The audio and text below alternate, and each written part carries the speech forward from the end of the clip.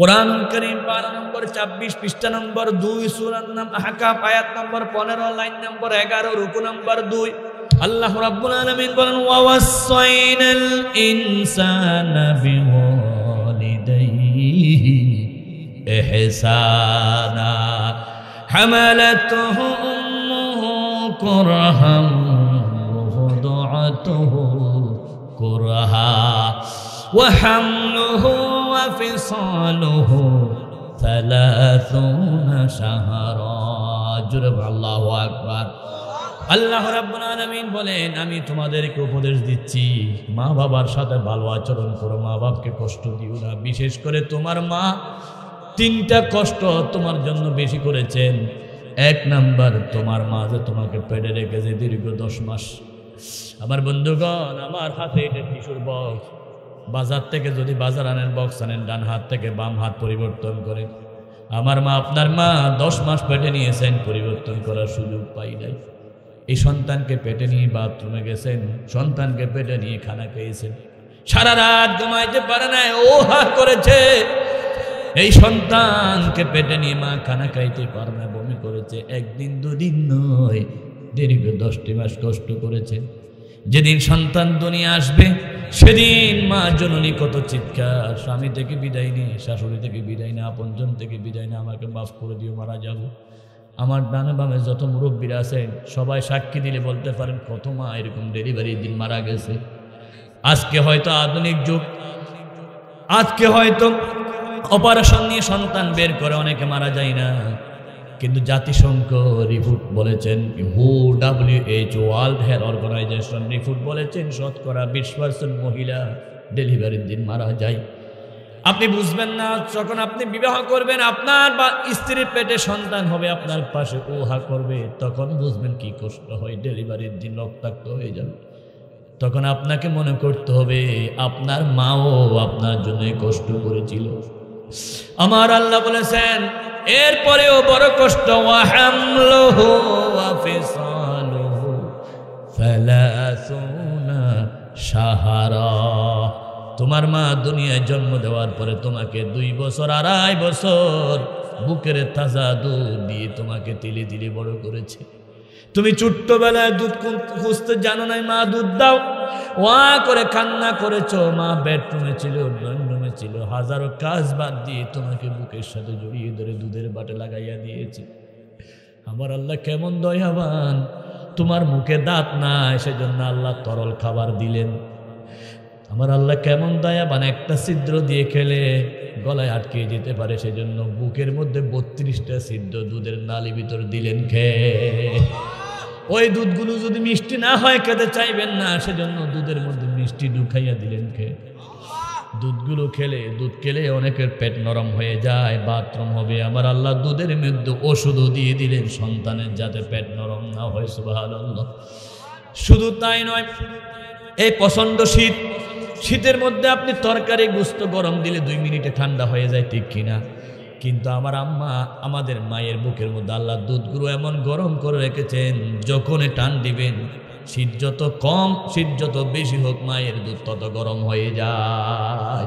তুমি যখন ছোট্ট ছিলে, দাঁত ছিল না মুখে, তরল খাবার দিলেন আল্লাহ মা জননীর বুকে। সেই আল্লাহরে বইল না বান্দা জীবন যাকার থাক, আল্লাহরে ডাক রে বান্দা, আল্লাহরে ডাক। আল্লাহরে ডাকতে ডাকতে জীবনে কেটে যাক বান্দা, আল্লাহরে ডাক। যখন তোমার কেউ ছিল না তখন ছিলেন তিনি, এখন তোমার সবে হয়েছে পর হয়েছে তিনি। সেই আল্লাহরে ভুইল না বান্দা জীবন যাকার থাক, আল্লাহরে ডাক রে বান্দা, আল্লাহরে ডাক। ডাকে লা ইলাহা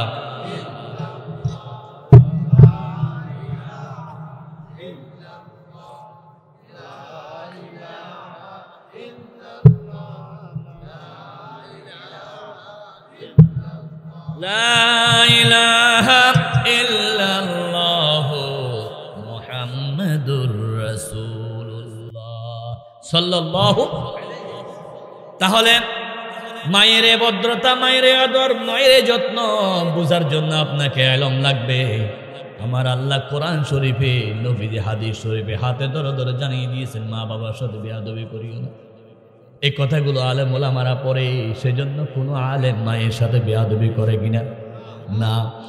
আপনি যদি আপনার সন্তানের সাথে ভদ্র আচরণ চান, আপনাকে অবশ্যই সন্তানকে মক্তবে দিতে হবে, মাদ্রাসায় দিতে হবে। আপনি মাদার গাছ রোপণ করে কোনোদিন কাঁঠাল পাবেন না, লিচু গাছ রোপণ করে আম পাবেন না। সন্তানকে ইংলিশ মিডিয়ামে দিয়ে কোনোদিন আপনি সেই শান্তি পাবেন না যেটা কোরআন থেকে পাবেন। কারণ আমার আল্লাহ বলেছেন, আর রহমান আল্লামাল কোরআন, আমি দয়াবান, তোমাদের শান্তির জন্য দিয়েছি কোরআন। তোমরাও যদি শান্তি পেতে চাও কোরআনের কাছে আসো। কোরআন ছাড়া কোনো শান্তি নাই।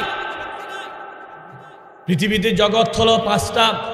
একটা জগৎ হলো আখিরাতের দুনিয়ার জগতের আগের জগৎ, রুহের জগৎ। রুহের জগতে কোরআন দিয়ে শান্তি। আল্লাহ রাব্বুল আলামিন রুহের জগতে একটা অনুষ্ঠান করেছিলেন। সেই অনুষ্ঠানে আল্লাহ ছিলেন সভাপতি, আমাদের নবী ছিলেন প্রধান অতিথি। আল্লাহ রাব্বুল আলামিন দুনিয়ার সব কিছু সৃষ্টি করার আগে ওই অনুষ্ঠানে সূরা ইয়াসিন তেলাওয়াত করেছিলেন। সুবহানাল্লাহ। তাহলে রুহের জগৎ কোরআন শরীফ। এবার রুহের জগৎ থেকে মায়ের জগৎ আসলেন। মায়ের জগৎ কোরআনের উপকার। একটা মা যদি সন্তানকে পেটে নিয়ে কোরআন পড়ে, বিজ্ঞানীরা গবেষণা করেছেন, মায়ের পেটে সন্তান আসার পরে প্রথম নাপাক পানি থাকে 40 দিন, তারপরে 40 দিন রক্ত হয়, তারপরে 40 দিন মাংস হয়, তারপরে 40 দিন হাড্ডি হয়, তারপরে 40 দিন পরে একটা পূর্ণাঙ্গ মানুষ হয়। এটা আল্লাহ কোরআন শরীফে বলেছেন, পারা নম্বর 18 পৃষ্ঠা নম্বর 1, সূরার নাম হলো মুমিনুন। আল্লাহ বলেন, আল্লাহ রাব্বুল আলামিন বলেন, সুম্মা খালাকনান নুতফাতা আলাকাতান ফাখালাকনাল আলাকাতা মুদগাতান ফাখালাকনাল মুদগাতা ইযামা ফাকাসাউনাল ইযামা লাহমা। আল্লাহ রাব্বুল আলামিন রক্ত, মাংস, হাড্ডি সবকিছু করার পর একটা মানুষ জন্ম হয় পেটের মধ্যে। মানুষের বয়স যখন 4 মাস হয়, 4 মাস হওয়ার পরে তার কান সৃষ্টি হয়। কি সৃষ্টি হয়? কান সৃষ্টি হওয়ার পরে সে বলে শুনতে পায়। মা যা কিছু করে সব নিজের কানে শুনে, কিন্তু চোখ হয় না। যেদিন চোখ জন্মায় সেদিন আর মায়ের পেটে থাকে না, চলে আসতে হয়। তাহলে আগে চোখ নাকি আগে কান? আরো জোরে। আল্লাহ রাব্বুল আলামিন বলেন, আল্লাহু আখরাজাকুম মিন বুতুনি উম্মাহাতিকুম লা তা'লামুনা শাইআ ওয়া জা'আলা লাকুমুস সামআ ওয়াল আবসারা ওয়াল আফইদা। আল্লাহু আকবার। আল্লাহ তোমাদেরকে মায়ের পেট থেকে বের করে দিয়েছেন, তখন তোমরা কিছু জানতা না। আল্লাহ তোমাদের জন্য শ্রবণ শক্তি দিলেন, চক্ষু শক্তি দিলেন। আগে শ্রবণ শক্তির কথা বলেছেন। মুফাসসিররা বলেন চোখের আগে কান আল্লাহ তৈরি করেন, আগে শুনে। 4 মাস বয়স থেকে সন্তান শুনতে পায়। আগে যারা মাহফিল করতেন মুরব্বীরা জিজ্ঞাসা করেন, টেবিলে একটা ট্যাপ থাকতো, কি ট্যাপ, ওয়াজগুলো ট্যাপে তুলতেন। এখন তো মোবাইলে হচ্ছে। টয়কার টেপ, ট্যাপ লিখতে কয়টা শব্দ? 2টা। আপনারা বর্ণ জানেন না মনে হয়? কয়টা বর্ণ? টয় কাটতে প। ট্যাপের মধ্যে ওয়াজ তুললে ওয়াজ উঠতো, গান তুললে। বন্ধু 3 দিন তোর বাড়িতে গেলাম, দেখা ফেলাম না, আস্তে করে রেকর্ড চালু করে দিলেন, আবার চালু হয়ে গেছে। ঠিক কিনা? আমার বন্ধুগণ বোঝানোর জন্য বলছি, ওই ট্যাপকে যদি উল্টা করেন একই শব্দ কি হবে? পয়কার পেট, পেট। ট্যাপের মধ্যে যেমন ওয়াজ তুললে ওয়াজ উঠে, গান তুললে গান উঠে। কোনো মা যদি সন্তানকে পেটে রেখে মা কোরআন পড়ে, সন্তানও পেটে ভিতরে কোরআন রেকর্ড করে। মা যদি সন্তানকে পেটে নিয়ে নামাজ পড়ে, মা রুকুতে যায়, সন্তানও বলে নামাজের মধ্যে রুকুতে যায়। মা যখন সিজদায় যায়, সন্তানও সিজদায় যায়। সেজন্য যে সমস্ত মহিলারা পেটে সন্তান নিয়ে নামাজ পড়ে অধিকাংশ মহিলার অপারেশন লাগে না, কারণ মা নামাজ পড়তে পড়তে সন্তানের মাথাটা নিচু হয়ে যায়।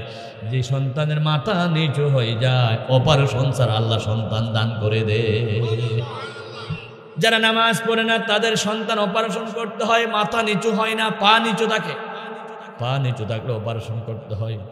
হুজুর মাথা নিচু থাকলে সিজদা দিলে নামাজ পড়লে যে অপারেশন লাগে না, দলিল কি? একটা দলিল দেখান তো।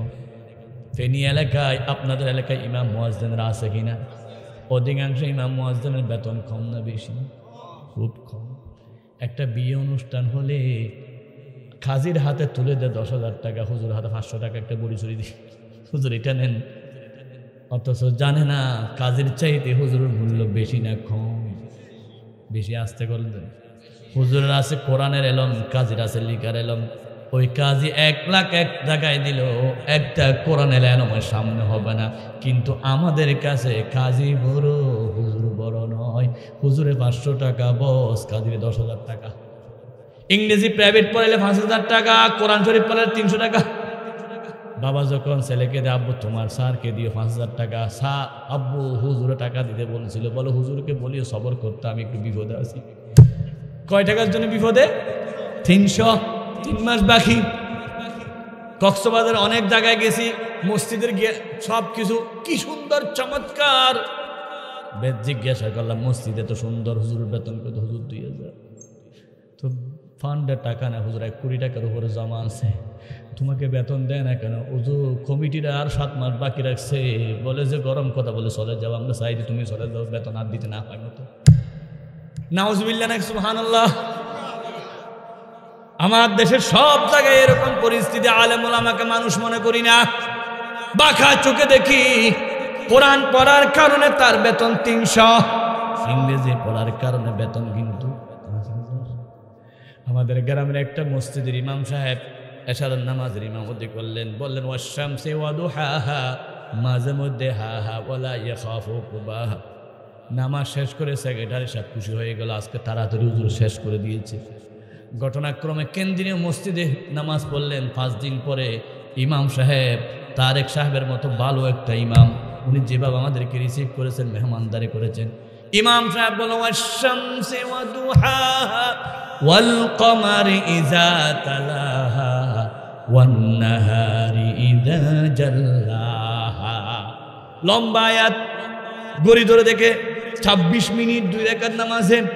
সব সেক্রেটারি এসে বলে হুজুর আপনি 2 মিনিটে শেষ করেন, 21 সূরা 26 মিনিট লাগলো।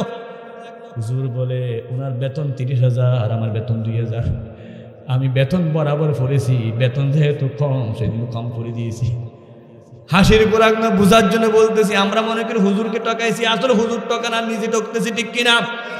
কোরবানির দিন একজন সন্ত্রাসী এসে হুজুরকে বলতে, হুজুর আগে আমার গরু জবাই করে দেন। হুজুর বলে মসজিদের মুতওয়াল্লির গরু জবাই করতে হবে। বলে মুতওয়াল্লি রাখেন, আমি এলাকার কিং, সোনার ছেলে। জবাই করার পর হুজুরে বলতে হাদিয়ে দেন। হুজুর আবার হাদিয়ে খুঁজে না, আমি তো গরু কিনছি হাদিয়ে ছাড়া। কেমনে? হুজুর আপনি যখন গত জুমায় ওয়াজ করলেন গরু জবাই করলে কোরবানির দিন প্রত্যেক পশমে পশমে সওয়াব, আমি ওয়াজটা শুনে খানছিলাম, চিন্তা করলাম গরু কেমনে জবাই করবো, পকেটে টাকা নাই। আব্দুল আলিমের বাপের ঘর থেকে চুরি করে গরু আনছি, কারণ সওয়াব পাইতে হবে। তো কি পাইতে হবে? সওয়াব পাওয়ার জন্য গরু চুরি করে আনছি, চুরি করে এনে কোরবানি দিচ্ছি। আপনি যে বলেছেন গরু জবাই করলে কি সওয়াব, আমি খবর নিলাম কার গরুটা বড়, তারটা চুরি করে আনলাম। হুজুর জবাই করে দেন, আমি সওয়াবের না। হুজুর হল আস্তাগফিরুল্লাহ, এটা তো বড় গুনাহ হয়েছে। হুজুর এটাও জানি চুরি করলে গুনাহ হয়, তবে মনে রাখেন চুরি করছি গুনাহ হয়েছে, কুরবানি দিয়ে সওয়াব হয়েছে। গুনাহ এবং সওয়াব কাটাকাটি হয়েছে, মাঝখানে গোশতটা ফ্রি। কি যুক্তি দেখেন? হুজুর বলে আবার আমার ফিস দাও। হুজুর আমি টাকা দিই না, গরু কিনতে আবার জবাই করতে টাকা দিব। হুজুর বলে আমিও জানি তুমি টাকা দিবা না, সেজন্য দোয়া ছাড়া মারি দিছি। কি ভরি নাই বলে না, কি ভরি নাই আমার বন্ধুগণ। সেজন্য আলেম ওলামাকে যত ঠকাবেন তত নিজে ঠকবেন। মানুষকে ইসলামকে ঠকাতে চাইেন না, নিজে ঠকবেন। যদি হকভাবে চলতে চান, 500 টাকা হুজুরকে আগদের টাকা দিলেন, অথচ আপনি লাইটিং করেছেন 10,000 টাকা, প্যান্ডেল করেছেন 10,000 টাকা, গাড়ি সাজাইছেন 10,000 টাকা, কিন্তু হুজুরকে কেন এটা ঠকালেন? মসজিদের ইমাম মুয়াজ্জিনদেরকে যত ঠকাবেন তত আপনার কপালে আপনি আগুন লাগাইয়া দিলেন। ওই ইমামরা আপনার বাবার কবরে গিয়ে চোখের পানি ফেলবে, আপনার মায়ের জানাজা ওই ইমামরা কাঁদতেছে, সেজন্য স্থানীয় ইমামদেরকে সম্মান জানাবেন, মোহাব্বত জানাবেন। তুলবে তখন আপনার চেহারাটা মনে পড়বে, হায় রে কি সুন্দর মেহমানদারি করেছে। জানি না ওনার বাপ কত ভদ্র ছিল, ওনার মা কত ভদ্র ছিল। নিশ্চয় লাইক ফাদার লাইক সান, উপযুক্ত পিতার করে উপযুক্ত সন্তান হয়েছে, আলহামদুলিল্লাহ। আমার বন্ধুগণ, হাসির খোরাক দিলাম না, বুঝার জন্য বলতেছে ইমামের বেতন মুয়াজ্জিনের বেতন বেশি না কম? ঠিক আছে, আপনারা সত্য কথা বলেন, ঠিক আছে, কিন্তু হিসাব করে দেখেন তাদের কিন্তু ছেলে বেশি মেয়ে বেশি। এক একজন হুজুরের 5-6টা ছেলে, যেই পরিমাণ ইনকাম সেই পরিমাণ যদি ছেলেগুলোকে অপারেশন করে বাইর করতে হতো, একজনকে 1 লাখ টাকা দিলে 6 জনে 6 লাখ টাকা।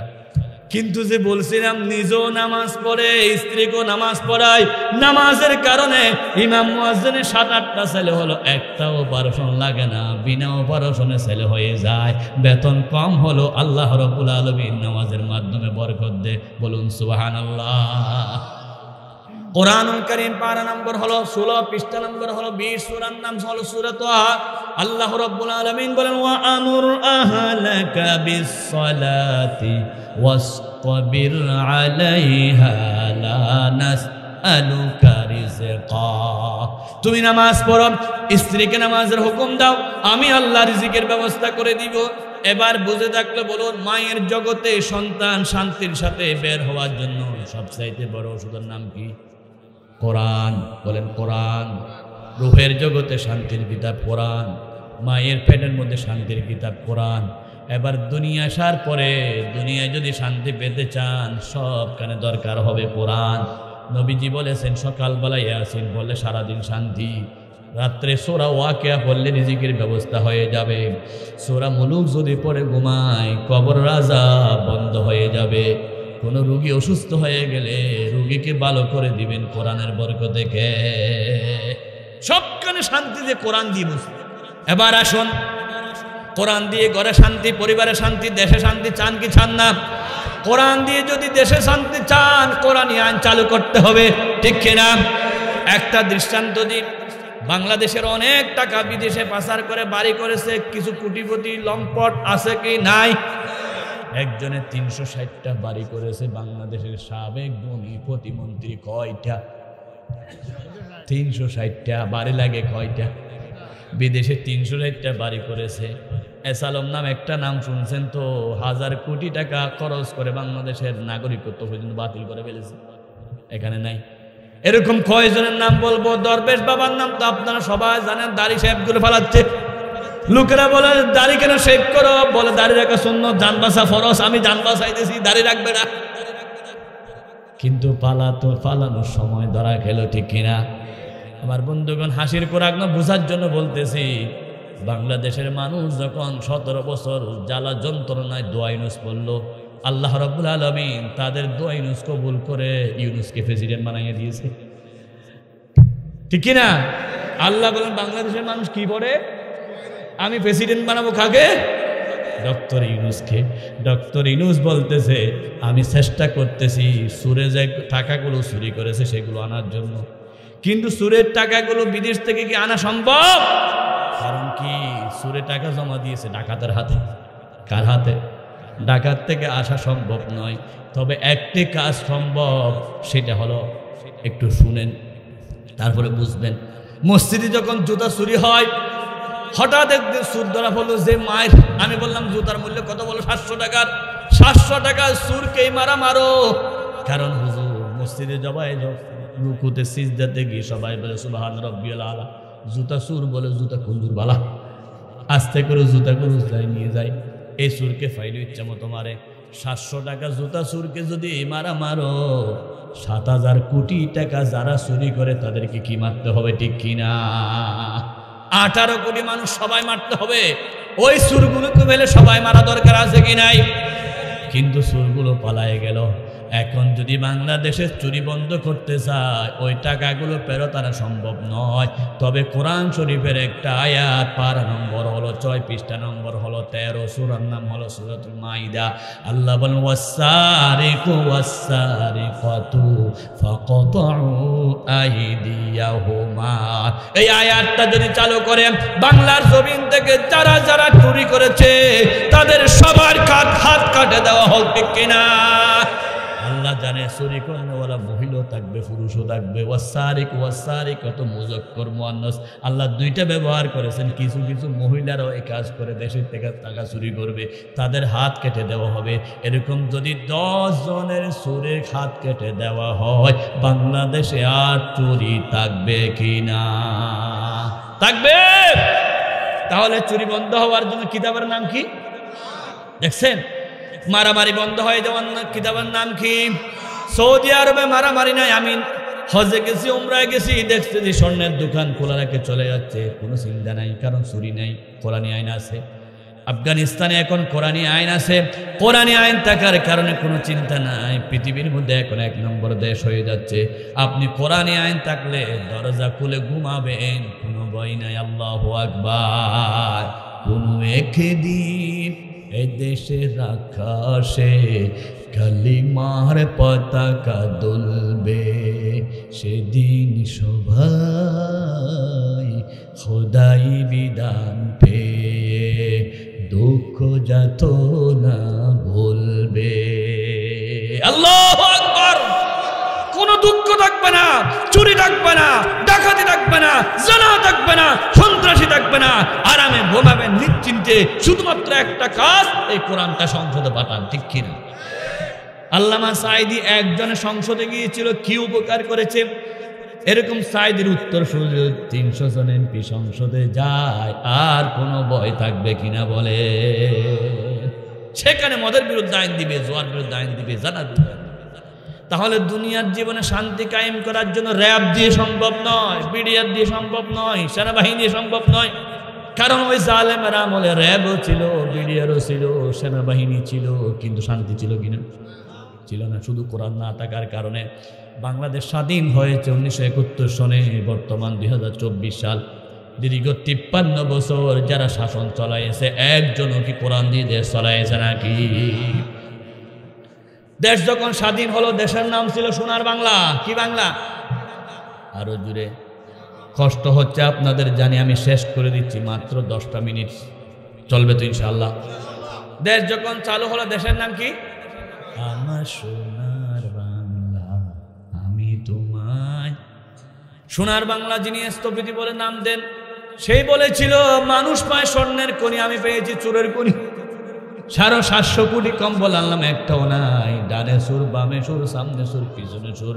কথাটা শরীয়তুল্লাহ নয়, ডাইরেক্ট বঙ্গবন্ধুর, ঠিক কিনা? তাহলে সোনার বাংলা কি বাংলা হলো? চোরের বাংলা।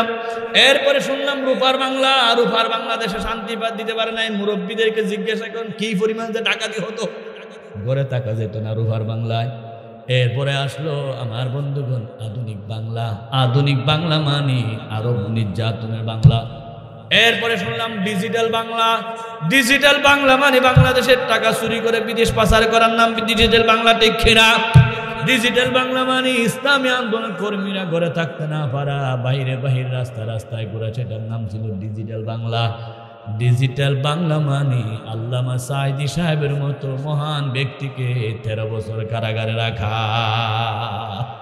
13টি বছর কারাগার রাখার পরে ওনাকে যখন জেলখানা থেকে হাসপাতালে আনা হচ্ছে, হাড় রুগী বলে উনি একটা হাসি দিলেন। হাসি দিয়ে বিশ্ববাসীকে জানাইয়া দিলেন, আমি হাড় রুগী নই, আমি জুলুমের শিকার। আমার বন্ধুগণ, আনার পরে তাকে একটা ইঞ্জেকশন মেরে দেওয়া হলো। ইঞ্জেকশন মারার জন্য যাকে আনা হয়েছিল তার নাম ছিল মুস্তাফা জামান, যিনি শাহবাগ চত্বরে আল্লামা সাঈদীর ফাঁসি দাবি করেছিল। কতে কাদের মোল্লা ফাঁসি চাই, নতে নিজামী ফাঁসি চাই, সতে সাঈদী ফাঁসি চাই। যিনি ফাঁসির জন্য বারবার দাবি করেছিল শাহবাগে, তাকে সরকার এনে বলতেছে তুমি ফাঁসি চাইছিলে শাহবাগে, আসো ফাঁসি দিয়ে দাও। হাতে ইঞ্জেকশনটা ধরাইয়া দিলেন। উনি যখন ইঞ্জেকশন মেরে দিলেন, একটা নার্সের মহিলা হয়তো মহিলার ভিতরের ইমানি রক্ত ছিল, চিৎকার মারলো। তিনি বলতেছেন এখন ইঞ্জেকশন মারে তাকে শেষ করে দেওয়া হচ্ছে।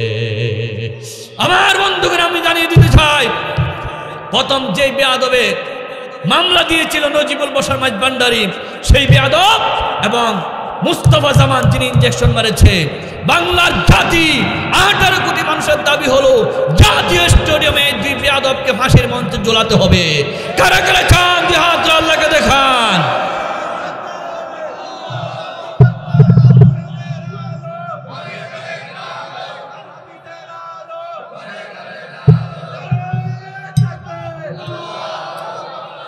দিনটা ছিল সোমবার। কি বার? সোমবার দিন ছিল। আল্লাহ রসুল আগে বলে গিয়েছিলেন কোন ভালো মানুষ যদি মারা যায় জমিন কাঁপে। আল্লামা সাঈদীর মারার দিন ভূমিকম্প হয়েছিল। নবী বলেছিলেন, হাদিস সাক্ষী, কোন আলেম উলামা প্রত্যেকের মানুষ মারা গেলে আকাশ কাঁদে। আকাশ কাঁদার লক্ষণ হলো বৃষ্টি পড়ে। আল্লামা সাঈদী মরার পর আধা ঘন্টা বৃষ্টি হয়েছিল। আমার বন্ধুগণ, আমার নবীর সুন্নাত ছিল, নবীজি দুনিয়া থেকে যাওয়ার সময় কথা বলেছিলেন আসসালাত আসসালাত, বুখারী শরীফের হাদিস, নামাজ নামাজ নামাজ। উনি নবীর নায়েব আল্লামা সাঈদী দুনিয়া থেকে যাওয়ার সময় পুলিশদেরকে বলেছিল, ভাইয়েরা নামাজ পড়িও, নামাজ পড়ি। আবার নবীর সুন্নাত জিন্দা করেছিলেন। শুধু তাই নয় আমার বন্ধুগণ, সবচাইতে বড় কথা হলো বিশ্বকবি কবি সম্রাট আল্লামা ইকবাল রহমতুল্লাহ আলাই বলেন, দুনিয়া থেকে মানুষ মারা যাওয়ার সময় বুঝবা সে ইমানদার কি বেঈমান। সত্যিকার ইমানদার যারা মৃত্যুর বিছানায় একটা হাসি মারে।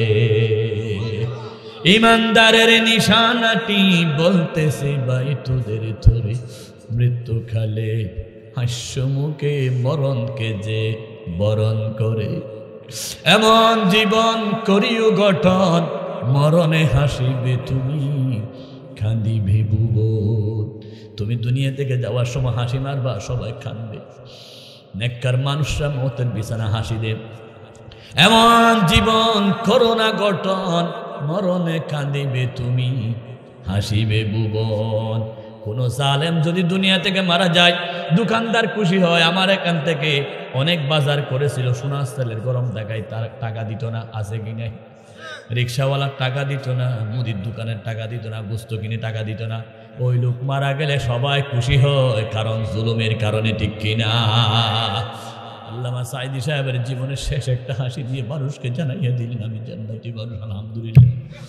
আমার নবীকে এক ইহুদি দাওয়াত দিয়েছিল। ইহুদি রসুলের জন্য ছাগলের মাংস রেডি করেছিল। কিসের মাংস? নবী যখন নাকি ছাগলের মাংস পেলেন, আল্লাহ নবী সাহাবা ইকরামদেরকে বসে ছাগলের মাংস খেয়ে ফেললেন। যখন খাওয়া শুরু করলেন, এক টুকরা খেয়ে ফেলেছেন। মাংস ডাক দিল মানুষের মতো, ইয়া রাসূলুল্লাহ আমাকে খাবেন না, আমার ভিতর বিষ মিশাইয়া দিয়েছে। আল্লাহু আকবার। কে বলেছে? মাংস বলেছে, কিন্তু রাসূল একটা খেয়ে ফেলেছেন। এবার আপনারা প্রশ্ন করতে পারেন, ওই মাংসটা আগে কেন বলে নাই, পরে কেন বলল? একটা খাওয়ার পরে কেন বলল? আমার নবীর মর্যাদার কোনো সীমা অন্ত ছিল না, আদি ছিল না। রাসূল শ্রেষ্ঠ, কিন্তু রাসূল উম্মতদেরকে শিক্ষা দিয়ে গেলেন, পৃথিবীতে সবচাইতে শ্রেষ্ঠ মৃত্যু হলো শহীদ মৃত্যু। আমার নবীকে আল্লাহ নবুয়তের দরজা দিয়েছেন, শহীদের দরজা দেওয়ার জন্য। এক টুকরা বিষের মাংস খাওয়াইয়া দিল। রাসূলুল্লাহ যেদিন দুনিয়া থেকে যাচ্ছেন, সেদিন ওই মাংসের বিষে বিষাক্ত হয়ে আমার নবী কষ্ট পেয়েছিলেন। রাসূলুল্লাহ যেমন নবী তেমন শহীদ। বিষের কারণে আমার নবী দুনিয়া থেকে গেলেন। আল্লাহু আকবার। শহীদ যারা হয় তাদের কোনো হিসাব নাই। শহীদ যারা হয় তাদের কোনো কবর আযাব নাই। শহীদের কোনো গোসল নাই। শহীদের কোনো কিয়ামতের দিন হিসাব নাই। বিনা হিসাবে জান্নাতে যেতে পারে। সেজন্য সকল সাহাবা ইকরাম শহীদ হওয়ার জন্য দোয়া করেছিলেন। আমি ছোট্টবেলা থেকে দেখেছি আল্লামা সাঈদী প্রত্যেকটা মাহফিলে শহীদ হওয়ার জন্য দোয়া করতেন। আল্লাহু আকবার। আমার রাসূলকে যেমন বিষ পান করায়া দুনিয়া থেকে বিদায় হলো, রাসূলুল্লাহর খাঁটি উম্মত আল্লামা সাঈদীকে বিষ পান করা, ইনজেকশনের বিষ দিয়ে মারা হলো। এটা হলো শহীদ। এটা কি? আল্লামা সাঈদী সাহেবের আশা আল্লাহ পূরণ করেছেন। আল্লামা সাঈদী তুমি মরণি, শহীদ হয়েছ তুমি এটাই জানি। কারাগারে ছিলে তুমি 13টি বছর, বাতিল দেখে তোমায় কেঁপেছে থরথর। তুমি যে ছিলে মোদের নয়নমণি, শহীদ হয়েছ তুমি এটাই জানি। ঠিক কিনা? আমার বন্ধুগণ, আল্লাহ ওনাকে জান্নাতের আলা মাকামে স্থান করে দিন, আমরা বলি আমিন। সবচাইতে বড় কথা হলো উনি দুনিয়া থেকে যাওয়ার পর ওনার জানাজা পর্যন্ত পড়তে দেয় নাই ঢাকার ময়দানে। ঠিক কিনা? আজকে আমরা জানিয়ে দিতে চাই, তোমরা যারা আল্লামা সাঈদীর জানাজা পড়তে দাও নাই, বাংলার জমিনে তোমাদের জানাজা হবে না, হবে না, হবে না। ঠিক কিনা? কোন জালেম মারা গেলে জানাজা পড়া যাবে না, এটা হলো ইসলামের নির্দেশ। কোরআন শরীফে আল্লাহ বলেছেন, কোন মানুষ মারা গেলে ইন্না লিল্লাহ পড়ো। কি পড়ো? আরো জোরে। কোরআন কারীম পারা নম্বর 2, সূরা নম্বর 2, পৃষ্ঠা নম্বর 2। আল্লাহ রাব্বুল আলামিন বলেন, আল্লাযীনা ইযা আসাবাতুহুম মুসিবাহ ক্বালু ইন্না লিল্লাহি ওয়া ইন্না ইলাইহি রাজিউন। আল্লাহু আকবার। কোন মানুষ মারা গেলে ইন্না লিল্লাহ পড়ো, কিন্তু যারা জুলুম করেছে 17 বছর, যেই জুলুম ফেরাউনে পারে নাই, নমরুদে পারে নাই, সাদ্দাদে পারে নাই, হামানে পারে নাই, এমন জুলুম করেছে জালেম বাহিনীরা, ওই জালেম মারা গেলে ইন্না লিল্লাহ পড়া যাবে না, আলহামদুলিল্লাহ পড়তে হবে। বলুন সবাই, জালেম মারা গেলে কি করতে হবে? আরো জোরে। জোর হলো না, সবাই মিলে একসাথে। জালেম মারা গেলে কি বলতে হবে? আমার কথা নয়, শরীয়তুল্লাহ ডাইরেক্ট ফতোয়া দেন কোরআন ছাড়া। কোরআন কারীম 12 নম্বর 7, পৃষ্ঠা নম্বর 12, সূরা আনআম লাইন নম্বর হলো 3।